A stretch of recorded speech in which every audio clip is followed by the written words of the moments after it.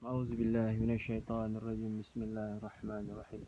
الحمد لله ثم الحمد لله نحمده ونستعينه ونستغفره ونؤمن به ونتوكل عليه ونعوذ بالله من شرور أنفسنا ومن سيئات أعمالنا. من يهده الله فلا مضل له ومن يضلل الله فلا هادي له، ونشهد أن لا إله إلا الله وحده لا شريك له، وأشهد أن محمدا عبده ورسوله صلى الله تعالى عليه وعلى آله وصحبه وسلم تسليما كثيرا. أما بعد، قال الله تعالى في القرآن العظيم بعد أعوذ بالله من الشيطان الرجيم: ولتكن منكم أمة يدعون إلى الخير ويأمرون بالمعروف وينهون عن المنكر وأولئك هم المفلحون. وقال النبي صلى الله عليه وسلم: من عمل عملا ليس عليه أمرنا فهو رد. Alhamdulillah, syukur pada Allah Subhanahu wa taala. Dengan limpah rahmat daripada Allah Subhanahu wa taala, Allah taala masih jadikan kita hambanya yang duduk di muka bumi dan menikmati segala nikmat yang Allah taala telah berikan kepada kita. Alhamdulillah, di kesempatan ini juga kita diamanakan menyampaikan sedikit tazkirah atau tazkirah pendek berkenaan dengan sifat mahmudah, berkaitan dengan salah satu sifat mahmudah, yaitu ikhlas. Ikhlas ni bukan saja susah atau payah untuk dihuraikan, disampaikan, malah ikhlas ni diamalkan sangatlah susah. Perkataan ikhlas ni berasal daripada kholasoh, bermaksud bening, bersih, suci, terhindar daripada segala campuran. Kebiasaan orang Arab dalam melakukan suatu pekerjaan, apabila selesai mereka berkata khalas. Jadi ikhlas ni terhindar, berusaha menghindar daripada segala sesuatu yang mencampuri. Ikhlas ni bukan boleh digambarkan atau bukan boleh dinilai dengan kata-kata.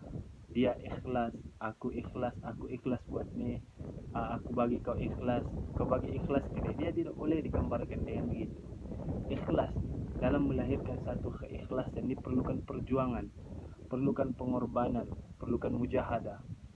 Karena ikhlas ni, kata Imam Ibnu Qudamah, 3 perkara yang membuat keikhlasan ini akan terganggu. Salah satunya, yang pertama, pujian. Setiap manusia ini akan sukakan pujian. Kebanyakan manusia akan sukakan pujian. Malah yang lebih bernilai daripada wang ringgit. Contoh, apabila kita jumpa dolar, kita tukar dolar itu palsu, maka tidak bernilai. Tapi pujian, apabila pujian itu palsu, maka kita akan senang. Contohnya, apabila seorang nenek-nenek dikatakan oleh suaminya, kamu ni makin lama makin cantik, nenek-nenek itu akan gembira. Padahal mana ada seorang pun di muka bumi ni makin lama makin cantik. Malah dia makin lama makin tidak cantik. Tapi dia suka sebab pujian. Pujian ni walaupun palsu, orang suka. Melainkan berbeza dengan mata wang. Kalau wang tu palsu, tidak bernilai. Dengan pujian ni akan lahir penyakit riak. Menunjukkan perbuatan baik, menunjukkan ibadah supaya dilihat orang, supaya dapat pujian. Sum'ah, memperkenalkan perbuatan baik kepada orang supaya mendapat pujian. Semuanya pujian. Yang kedua, manusia ni adanya perasaan tamak. Setiap manusia ni akan kebanyakan mencintai harta, tersangat cinta. Firman Allah Subhanahu wa taala, wa tuhibbunal mala hubban jamma.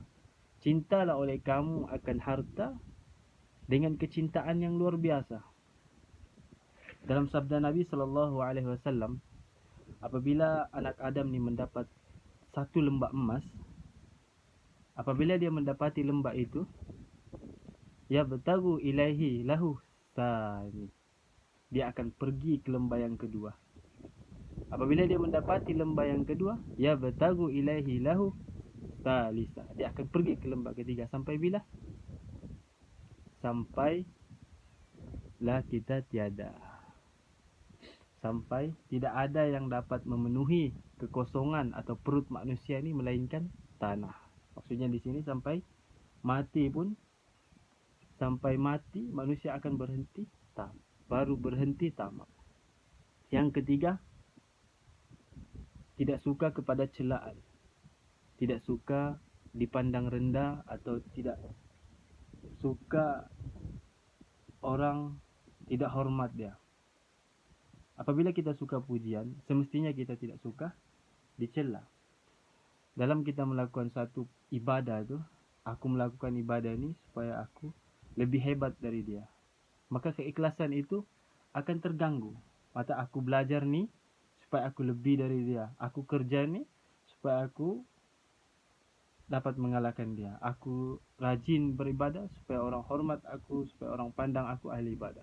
Akan mengganggu keikhlasan. Itulah 3 perkara yang dikongsikan oleh, yang dikatakan oleh Imam Ibn Qudamah. Okey, sekadar itu saja tazkirah yang kita kongsikan. Maaflah segala kesalahan. Apa yang baik itu semestinya datang dari Allah Subhanahu wa taala. Tapi dalam sedikit lagi, dalam melakukan ibadah ni, jangan menunggu ikhlas. Maksudnya tu, oh aku tak buat lagi benda ni sebab aku tak ikhlas. Aku tak ikhlas. Aku tak buat ni sebab aku belum ikhlas lagi. Jangan menunggu itu. Kita buat setiap kebaikan tu, di samping kita buat tu, kita belajar usaha, berkorban, berjuang untuk buang apa-apa yang bersangkutan dalam hati kita tu yang berkaitan selain daripada Allah Subhanahu wa taala tu. Kita melakukan ibadah tu kerana Allah, kerana Allah, kerana Allah. Kita buang usaha perlahan-lahan, kita buang apa-apa yang berkaitan selain daripada Allah Subhanahu wa taala, kita hindari, kita berusaha. Jangan menunggu ikhlas. Maka buat saja perkara kebaikan di samping kita belajar. Alhamdulillah. Assalamualaikum warahmatullahi wabarakatuh.